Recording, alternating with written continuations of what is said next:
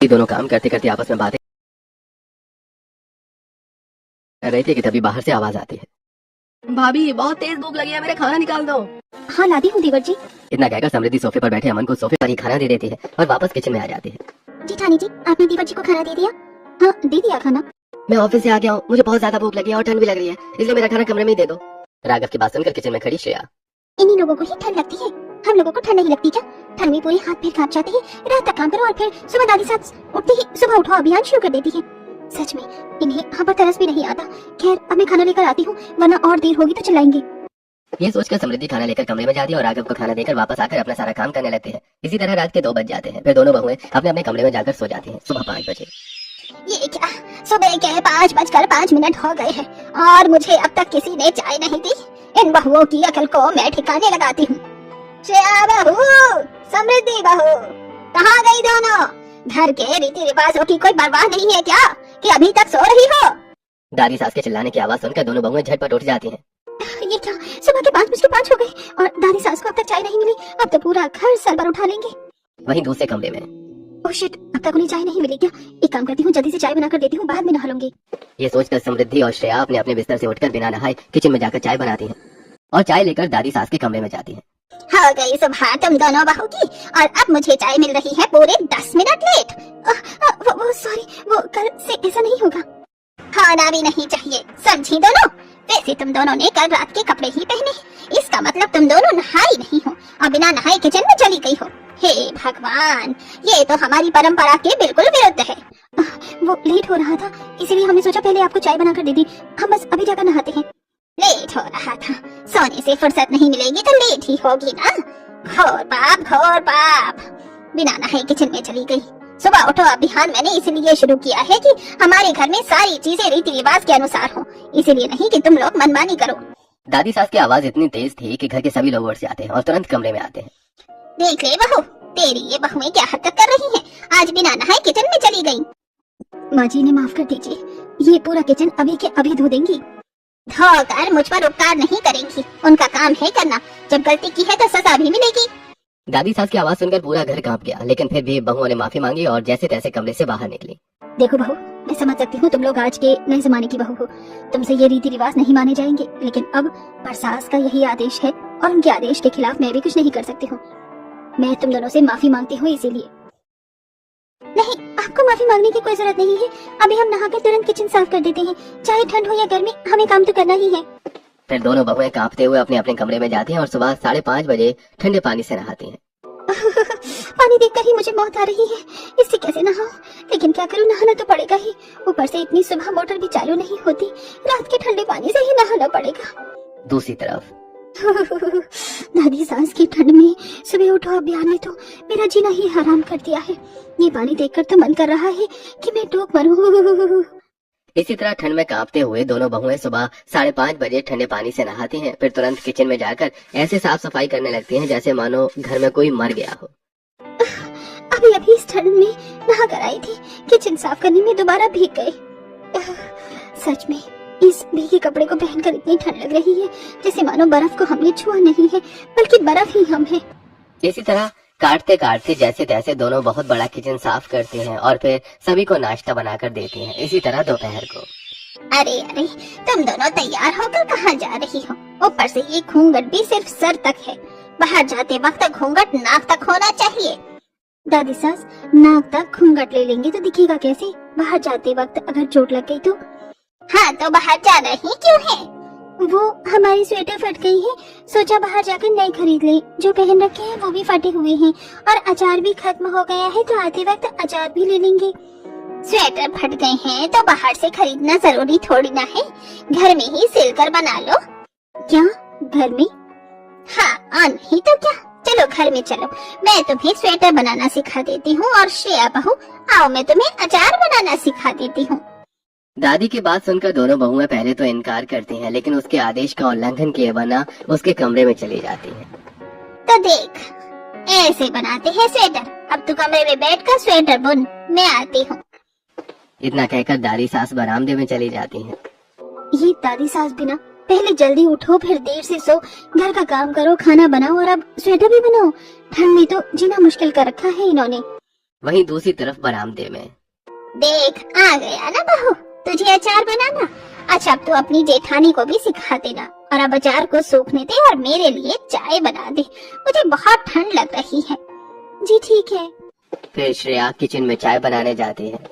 उफ, घर के काम ही कम थे क्या जो अब बाहर के काम भी घर में ही करने पड़ेंगे। कितने पुराने ख्याल आते हैं। मेरे ससुराल वालों के घर में घूंघट लेकर रहो, खास करके दादी सास के सामने। इसी तरह दोनों बहुओं को घर के कामों के साथ बाहर के काम भी घर में ही करने पड़ रहे थे। ठंड में भी उन्हें आराम करने का वक्त नहीं मिल रहा था। इसी तरह एक दिन सुबह 5:30 बजे। चलो हो गई पूजा। हाँ पूजा तो अच्छी तरह हो गई, अब आप शंख बजा दीजिए। समृद्धि की बात सुनकर श्रेया शंख बजाती है। शंख की आवाज पूरी सोसाइटी में गूंज जाती है, जिससे सभी औरतों की नींद खुलती है। लो उठ गई सीमा की दोनों बहुएं। बेचारी ठंड में भी इतनी जल्दी उठती है और एक मेरी बहू है, उससे तो 8 बजे से पहले बिस्तर नहीं छोड़ा जाता। दूसरी तरफ अरे मेरी तो सुबह ही इनकी शंख की आवाज से होती है। इस पूरी सोसाइटी में ऐसा लगता है कि चिड़िया से पहले भी सीमा की दोनों बहुएं उठ जाती हैं, अपनी परसास के सुबह उठो अभियान की वजह से।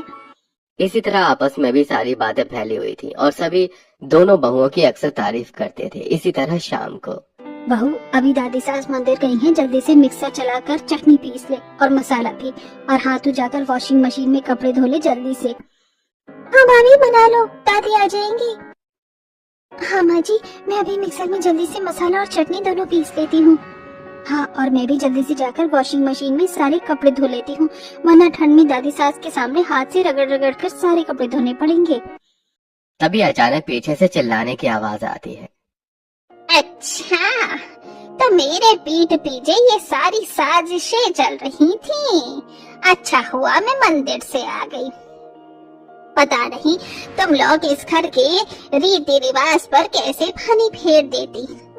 जब मैंने कहा है कि चटनी मिक्सर में नहीं सिलबट्टे पर पिसेगी तो सिलबट्टे पर ही पिसेगी। जी माँ जी, मैं अभी अभी पीसती हूँ। हाँ हाँ, और मैंने कब कहा कि मैं वॉशिंग मशीन में धोऊंगी। मैं अभी हाथ से सारे कपड़े धोती हूँ, चाहे मुझे जितनी भी ठंड लगे। और तू सीमा, तुझे तो मैं बाद में बताती हूँ, जो तू बहुओं को नया नया आइडिया देती है। नहीं नहीं सॉरी माँ जी, आज के बाद मैं ऐसा नहीं करूँगी। जैसा आपने कहा मैं बिल्कुल वैसा ही होगा। हाँ और ऐसा ही होना चाहिए।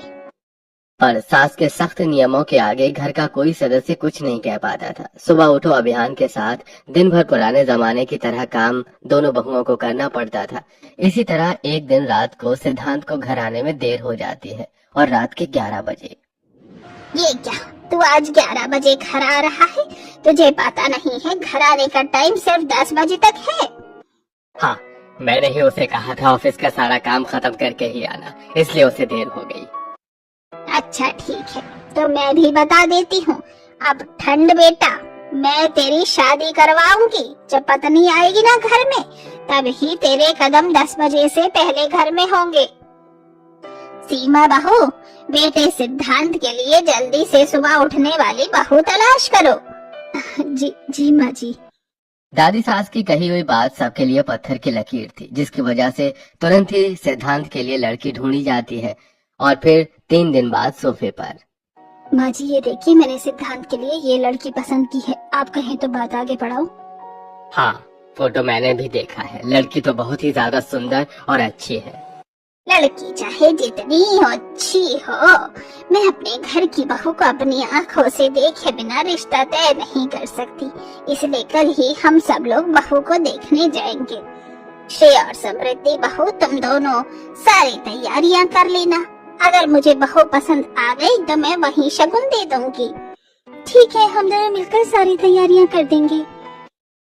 फिर श्रेया और समृद्धि सारा शगुन का सामान जुटाकर गाड़ी में रखवाती हैं और अगले ही दिन पूरा परिवार तैयार होकर लड़की देखने पहुंचता है, जहां नैना अपने हाथों में चाय का कप लिए सूट पहन कर आती है और सभी को चाय देकर सबके पैर छूती है। हमारी बेटी पढ़ी लिखी है, MBBS किया है इसने, और घर का सारा कामकाज भी जानती है। बड़ों का सम्मान तो इतना करती है कि क्या ही बताऊं। अब आप बताइए, रिश्ता पक्का समझ लूं? हाँ हाँ बिल्कुल, मुझे तो यही चाहिए था। आपकी बेटी सच में बहुत ज्यादा संस्कारी है। मेरी तरफ से ये रिश्ता पक्का है। दादी सास के हाँ कहते ही जोर शोर से शादी की तैयारी शुरू हो जाती है और 1 महीने के अंदर अंदर नैना शादी करके पहली बार अपने ससुराल में कदम रखती है। भाभी, आप तो बहुत ज्यादा सुंदर हैं। अभी तो आपका मेकअप भी उतर गया है, लेकिन फिर भी आप इतनी प्यारी लग रही है। थैंक यू ननन जी। अब पता है आपको? बस करो काजल, बहू मैं तुम्हें अभी भी सारी बातें बता देती हूँ। हमारे घर में हर एक चीज रीति रिवाज और परंपराओं के अनुसार होती है, और तुमने शादी में भी सिर्फ और सिर्फ यहाँ तक कि घूंघट लिया है। हमारे घर की दादी सास की बात नैना को बहुत अजीब लगती है, लेकिन वो बिना कुछ कहे सिद्धांत के साथ कमरे में आ जाती है। क्या हुआ, तुम इस तरह चुपचाप क्यों? नहीं, कुछ नहीं। मैं तो बस यही सोच रही थी कि दादी से ऐसा क्यों कहा। ये सारी चीज तो पुराने जमाने में होती थी ना। अरे ये सब तो हमारे घर के रीति रिवाज हैं, या फिर समझ लो दादी के सख्त नियम। चलो अब सो जाओ, वरना कल सुबह सुबह उठो अभियान में तुम नाकामयाब हो जाओगे। ये कहकर के सिद्धांत सो जाता है। सुबह उठो, ध्यान, ये सब क्या चीज है? क्या मुझे घबराने की क्या जरूरत है? मैं तो रोज सुबह जल्दी ही उठती हूँ, 6:30 या 7 बजे। ये सोचकर देना सो जाती है और अगली सुबह रोज की तरह श्रेया चाय बनाकर दादी सास को देती है। ये क्या, आज भी तुम दोनों चाय दे रही हो? नहीं नहीं, आज तो मैं हमारी नई छोटी बहू के हाथ की ही चाय पीऊंगी। दादी सास की बात सुनते ही दोनों बहू का चेहरा नीचे की तरफ झुक जाता है। क्या हुआ, तुम दोनों चुप क्यों हो गई हो? अच्छा, मैं समझ गई, छोटी बहू जल्दी नहीं उठी है। सुबह के 5 बज गए, लेकिन अभी तक वो सो रही है। रुको, अभी मैं उसे उठाती हूँ। ये कहकर दादी सास बिना चाय पिए तुरंत नैना के कमरे में जाती है, जहाँ नैना सो रही थी। इस तरह दादी सास को नैना के कमरे में जाता देखकर घर के बाकी सदस्य भी नैना के कमरे में पहुँचते हैं। बहू, बहू, उठ बहू। छोटी बहू, बहू उठ जाओ। लगता है ये ऐसे नहीं मानेगी। इतना कहकर दादी सास बगल में पड़े पानी के जग को उठाकर नैना के मुंह पर फेंक देती है, जिससे नैना ठंड में काटते हुए तुरंत बिस्तर से उठ जाती है। खुल गई तेरी नींद, अब उठ, अब मेरे लिए चाय बना। इतना कहकर दादी सास अपने कमरे में चली जाती है। ये क्या था? इसकी वजह से मुझे ठंड लग रही है। ननन जी, अब तो इस चीज की आप आदत भी डाल लीजिए, क्योंकि रोज सुबह हमारे घर में एक अभियान चलता है। ये कैसा अभियान? रोज सुबह ठंड में जल्दी उठो अभियान। मजाक में नैना को सभी लोग दादी के अभियान के बारे में बताते हैं और अपने अपने काम पर लग जाते हैं। नैना भी थोड़ा सोचती है और फिर उठकर चाय बनाकर दादी सास को देती है और अपनी पहली रसोई की रस्म पूरा करने में लग जाती है। जेठानी जी, मिक्सर कहाँ है? मुझे उसमें चटनी पीसनी है। क्या मिक्सर में चटनी देखी देवरानी जी? हमारे घर में तो मिक्सर है, लेकिन दादी सास को तो सिलबट्टी की चटनी ही पसंद है, तो आपको भी उस पर ही पीसना पड़ेगा। नैना मुंह बनाते हुए सिलबट्टे और चटनी पीसती है और इन्हीं नियम कानून को मानते हुए वो अपनी पहली रसोई की रस्म भी पूरी करती है। सच में बहू, खाना तो बहुत ज्यादा टेस्टी था, इसलिए ये भी मेरी तरफ से खानदानी। बहू, हाँ, खाना तो इतना अच्छा था कि मन कर रहा है कि उंगलियां चाटता रहूं, इसलिए मेरी तरफ से तुम्हें ये सोने के कंगन और मेरी तरफ से ये 9 लाख का हार। अपने खाने की तारीफ और अच्छे अच्छे गिफ्ट मिलने की वजह से नैना बहुत ज्यादा खुश होती है और घर के फिर से कामों में लग जाती है। इसी तरह रात को, भाभी मुझे खाना दे दो। देवर जी, सबके साथ डाइनिंग टेबल पर एक साथ ही खाना खा लीजिएगा ना। हमारे घर में कोई साथ में खाना नहीं खाता, वो तो सुबह आपकी ड्रेस में थी इसलिए सबने साथ में खाना खाया। अमन की बात सुनकर नैना कुछ पूछना चाहती थी, लेकिन वो अपने आप पर काबू कर चुपचाप अमन को उसके कमरे में ले जाकर खाना दे देती है। फिर नैना बहू, अरे ओ नैना बहू, मेरे लिए भी खाना ले आओ मेरे कमरे में। जाइए देवरानी जी, आप दादी साहब को खाना दे दीजिए। उफ, ये क्या बार बार सबको अलग अलग खाना दो उसके कमरे में? सब लोग साथ बैठकर डाइनिंग टेबल पर खाना क्यों नहीं खा लेते? डाइनिंग टेबल क्यों है इस घर में? यहाँ पर तो ऐसा ही होता है, सभी लोग अलग अलग खाना खाते हैं। अच्छा, आप देर मत कीजिए, जाकर खाना दे दीजिए दादी सास को। नैना जाकर दादी सास को खाना देती है और इसी तरह सभी को एक एक करके खाना देने की वजह से रात के 12 बज जाते हैं। जी ठानी जी, 12 बज गए हैं, चलिए हम लोग भी सो जाते हैं। नहीं नहीं, पूरा किचन रात को ही साफ करके सोया जाता है, नहीं तो दादी सास ऐसी बासी किचन देखती है तो बहुत चिल्लाती है। ओह, आप लोग कितना डरती हैं दादी सास को, पता ही नहीं चलेगा उन्हें। वो अपने कमरे में 10 बजे के बाद हैं, बाहर निकलती ही नहीं, तब तक हम लोग किचन साफ कर देंगे। पहले तो सभी बहुएं बहुत मना करती हैं, लेकिन फिर नैना की जिद और अपनी आधी नींद की वजह से कमरे में जाकर सो जाती हैं और अगली सुबह तीनों बहू नहा धोकर चाय बनाकर दादी सास को कमरे में देती हैं। नहीं नहीं, आज मैं बिस्तर पर चाय नहीं पीऊंगी, बल्कि बाहर का मौसम इतना अच्छा है, आज तो मैं गार्डन में बैठकर चाय पीऊंगी। इतना कहकर दादी सास किचन के पास से गार्डन की तरफ जाने लगती हैं, जिसकी वजह से ठंड होने के बावजूद तीनों बहू के पसीने छूट जाते हैं। ये क्या, किचन गंदा है? मतलब तुम तीनों कल रात किचन गंदा छोड़कर सो गई? तुम्हारी हिम्मत कैसे हुई? दादी सास के चिल्लाने से तीनों बहुएं थर-थर कांपने लगती हैं और दादी सास के पैरों पर गिर कर माफी मांगती हैं। फिर जैसे तैसे सिचुएशन कंट्रोल होती है और तीनों बहू अपने अपने काम पर लग जाती हैं। एक दिन जब से इस घर में आई हूँ तब से मेरी नींद पूरी नहीं हुई। दादी सा ठंड हो, छुट्टी हो, काम हो या ना हो, रोज वो उठा ही देती है। सच में, लेकिन दादी सास की सुबह उठो ध्यान तो हम बंद नहीं करवा सकते, लेकिन रात में जल्दी तो सो सकते हैं ना। और उसके लिए हमें पूरे घर में साथ बैठकर खाना खिलाना होगा, जिससे सभी लोग जल्दी खाना खाएं और हमारा काम जल्दी खत्म हो। ठीक है, तो आज ही हम सबको बोलेंगे कि सब एक साथ बैठकर खाना खाएं, जिससे हमारा काम जल्दी खत्म होगा और हम लोग जल्दी सोएंगे तो जल्दी उठेंगे। ये फैसला लेने के बाद रात को तीनों बहुएं सबको साथ खाने की बात कहती हैं। नैना देखो, मुझे गुस्सा मत दिलाओ, जब पूरा परिवार साथ खाना नहीं खाता तो तुम हमें फोर्स क्यों कर रही हो? देखिए, आप लोग बात को समझिए ना, अगर सब लोग साथ में बैठकर खाना खाएंगे तो हमारा काम जल्दी खत्म होगा। हाँ भाई, आप तीनों भाभियों की बात क्यों नहीं मान जाती? उन्हें कितनी दिक्कत होती है घर का काम करने में, फिर सुबह उठना भी होता है। यार कितना ही काम होता है तुम तीनों को। अरे वही तो, तुम लोग तो पूरा दिन फ्री ही रहते हो, काम ही क्या होता है तुम्हें। इसी तरह तीनों के पति भी साथ खाने से इनकार कर देते हैं और घर के बाकी सदस्य भी, जिससे श्रेया और समृद्धि सबको साथ खाना खिलाने और घर के रीति रिवाज को सुधारने की उम्मीद छोड़ देती है। लेकिन नैना नहीं, एक दिन। चलो अब मैं जा रही हूँ, 2 दिनों के बाद आऊंगी, लेकिन मेरे घर के नियम कानून नहीं बदलने चाहिए। जी माँ जी, बिल्कुल। चलिए दादी, मैं आपको स्टेशन तक छोड़ देता हूँ, वैसे भी आज संडे है, पूरा दिन घर में ही रहना है। इतना कहकर राकेश दादी सास को स्टेशन तक छोड़ने चला जाता है। चलो माँ जी तो चली गई, अब 2 दिन सुबह आराम से उठेंगे। हाँ, अब तो कुछ दिन सुकून की नींद मिलेगी, साथ ही इस ठंड से राहत भी। वैसे देवरानी जी, आप खुश क्यों नहीं हो? 2 दिन के लिए खुश क्यों हो जाऊं मैं? क्या मतलब है बहू तुम्हारा? माँ जी, आप इस बात को समझ सकती हैं कि अगर रात को हम सब देर से सोएंगे तो सुबह जल्दी कैसे उठेंगे? देखिए, सुबह उठो अभियान को बंद नहीं कर सकते, लेकिन रात को जल्दी तो सो ही सकते हैं ना। ठीक है बहू, मैं सबको आज ही साथ में खाना खाने को बोल दूंगी। हमने ये बोलकर देख लिया, लेकिन सबको यही लगता है कि हम क्या ही काम करते हैं, दिन भर तो घर में ही रहते हैं। इसलिए अब हमें कुछ ऐसा करना होगा जिससे सबसे पहले घर के मर्दों को ये समझ में आए कि घर में कितना ज्यादा काम होता है। और इसके लिए माँ जी, आपको हमारा साथ देना होगा। हाँ बहू, मैं तुम लोगों के साथ हूँ, लेकिन करना क्या होगा तो सुनिए सब। फिर नैना सभी को पूरा प्लान बताती है और जब सभी घर के मर्द दादी सास को छोड़कर घर में आते हैं तब प्लान के अनुसार तीनों बहुएं बिस्तर पर लेटी थी और सास खड़ी थी। और फिर क्या घर का सारा काम हमें करना होगा? लेकिन क्यों? क्यों का क्या मतलब है? तीनों बहुओं की तबीयत खराब है और तुम लोग क्या चाहते हो इस उम्र में मैं घर का काम करूं? वैसे दिक्कत है क्या है? आपके अनुसार तो घर का सारा काम चुटकियों में हो जाता है, तो चुटकियों में कर दीजिए ना सारा काम। ठीक है, तो फिर देखो घर का सारा काम हम कैसे चुटकियों में करते हैं। ये कहने के बाद प्लान के अनुसार राघव, सिद्धांत और राकेश घर का काम करने लगते हैं। आटा तो मैंने गूंथ लिया है, मिक्सर में चटनी पीस लेते हैं। तभी किचन में नैना आती है। अरे ये क्या, मिक्सर में चटनी? नहीं, दादी सास को मिक्सर में चटनी पसंद नहीं, इसलिए सिलबट्टी पर चटनी पीसी है। लेकिन अभी तो दादी सास नहीं है। हाँ, लेकिन दादी सास होती तो हम करते हैं ना, इसलिए आप भी कीजिए। फिर सिद्धांत सिलबट्टे पर चटनी पीसता है, वहीं दूसरी तरफ। चलो अब सारे कपड़े वॉशिंग मशीन में डाल देता हूँ, एक बार में धुल जाएंगे। नहीं, कपड़े वॉशिंग मशीन में नहीं बल्कि हाथ से धोने हैं। दादी सास को वॉशिंग मशीन नहीं पसंद। अरे लेकिन वो घर पर थोड़ी ना है, और फिर इतनी ठंड में हाथ से कपड़े कौन धोता है? हाँ वो घर पर नहीं है, लेकिन जब वो होती है तो इतनी ठंड में हाथ से तो हम लोग कपड़े धोते नहीं है ना, तो आप भी। फिर जबरदस्ती समृद्धि राघव के हाथों से कपड़े धुलवाती है। इसी तरह घर का काम करते करते तीनों बहुत ज्यादा परेशान हो जाते हैं। फिर शाम को मेरा खाना कमरे में ले आइएगा, मेरा सर दर्द हो रहा है। ठीक है भाभी। राकेश समृद्धि को खाना देकर आता है, फिर थोड़ी ही देर में। बेटा मुझे भी खाना दे दे, भूख लगी है। थोड़ी देर पहले मैं गया था खाना देने, अब सिद्धांत हो जा। फिर सिद्धांत सेवा को उसके कमरे में खाना देकर आता है। अब इसी तरह एक एक करके सभी खाना खाते हैं, जिससे तीनों का दिमाग खराब हो जाता है और तीनों गुस्से से कहते हैं, बस बहुत हो गया, सुबह से हम लोग इतना काम कर रहे हैं, मिक्सर में चटनी नहीं पिसती, डिश वॉशर में बर्तन नहीं धोने, ये कौन से पुराने जमाने के नियम है? लेकिन ये तो दादी सास के नियम है, मानने तो पड़ेंगे ही।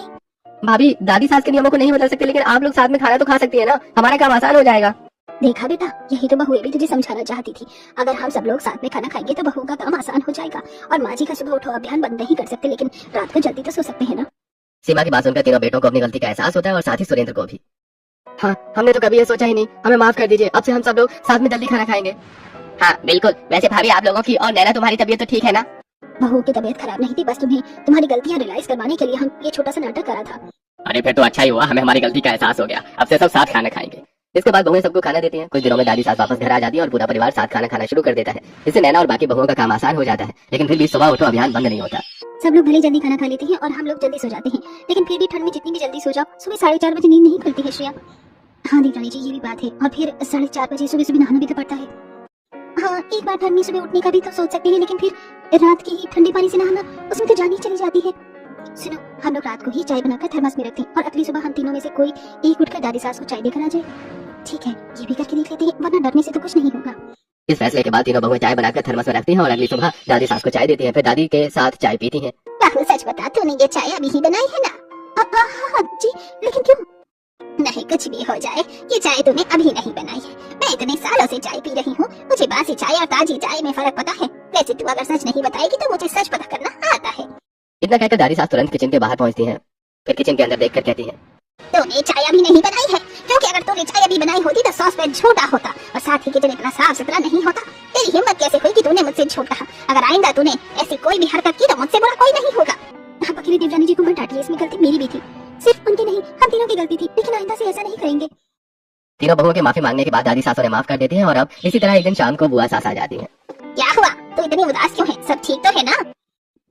नहीं, कुछ भी ठीक नहीं है। तुझे पता है आज मेरे परपोते ने मुझे और मेरे बेटे को अकेला छोड़कर अपनी पत्नी के साथ घर छोड़कर चला गया। लेकिन भला वो क्यों? दरअसल मैं अपनी बहू को सुबह 8 बजे ही उठा देती थी और फिर सोने भी नहीं देती थी दिन भर, इसलिए वो मुझे छोड़कर चली गई और अब घर का सारा काम मुझे ही करना पड़ता है। हे भगवान, मैं तो अपनी बहू के साथ अपने पूरे घर को ही सुबह 5 बजे उठा देती हूँ। कहीं किसी दिन वो लोग मुझे छोड़कर चले गए तो मेरा क्या होगा?